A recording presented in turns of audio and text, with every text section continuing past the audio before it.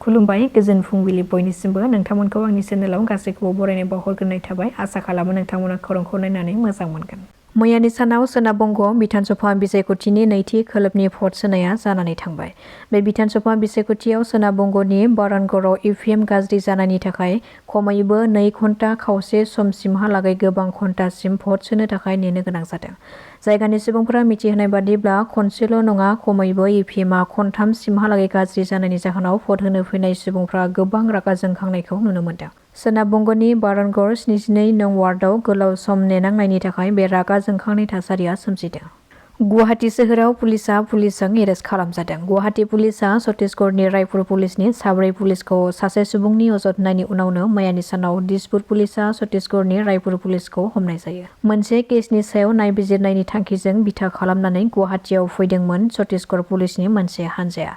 नाथाय गुवाहाटीयाव फैनानै उल्थायै गावसोरसो आसाम पुलिसजों एरेस्ट खालामजायो। रिपर्टआव मोननाय बादिब्ला गुवाहाटीयाव फैनानै ब्लेकमेलिं खालामनायनि अजदाव हमनाय जादों छत्तीसगढ़नि पुलिस हानजाखौ। छत्तीसगढ़ पुलिसआ सासे सुबुंनिफ्राय रां दाबि खालामदोंमोन आरो रांखौ होआगौमानि बिखौ हमनानै लाखिदोंमोन। ब्लेकमेल खालामजानाय सुबुङा रायपुर पुलिसनो होनाय रांखौबो दिसपुर पुलिसआ बोखांनो हाबाय। बेखौ लानानै दिसपुर पुलिसआ छत्तीसगढ़ पुलिसनि हानजाखौ गोबाव समसिमहालागै सोंनाय फिन्नाय खालामनायनि उनाव दिसपुर पुलिसआ छत्तीसगढ़ पुलिस हानजाखौ हगार हरफिननाय जायो होननानैबो मिथिहोदों। बिफा आरो फिसाजोनि गेजेराव थानाय मोनसे मोजां सोमोन्दोखौ लाजिफोनांदों सासे जुनाद आखुनि सुबुङा। आथिखालाव जों गोबां समाजारि बिजोंनि गेजेरजों बायदिसिना जाथावै जाथायफोर जानायखौ खोनानो एबा नुनो मोनबाय थादों। बेबादिनो मोनसे मुगैथाव आरो लाजिनांथाव जाथाय जानानै थांदों। 13 बोसोर बैसोनि उन्दै हिन्जावसाखौ बिफायानो जिनाहारि खालामनायनि अजद। नखराव रावबो गैयैखौ खाबु लानानै बे मुगैथाव खामानिखौ मावनायनि गोख्रों अजद दैखांदों। समाजाव बेबादि लाजिनांथाव आरो मुगैथाव जाथाय खालामग्रा लम्पट आखुनि बिफाखौ बे जाथाया सिगाङाव फैनायनि उनावनो पुलिसआ एरेस्ट खालामबाय होननानैबो खौरां मोननाय जादों।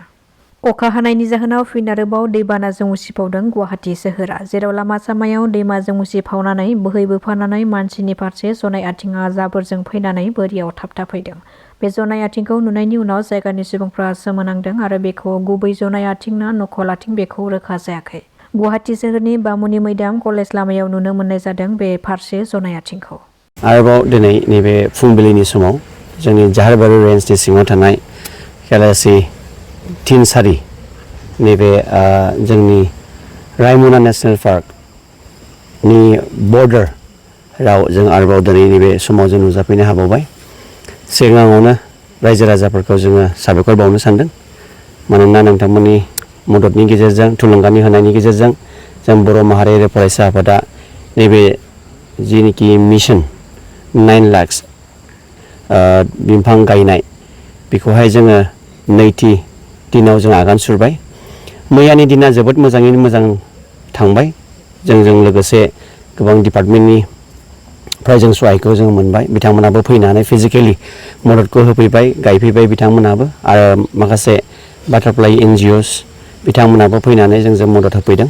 आरो जों मैयाहाय गाजा गोमजायै एराउन्ड 300 जननिसोबो एसे बारा जों जयै जों मैया गायनो हाबाय।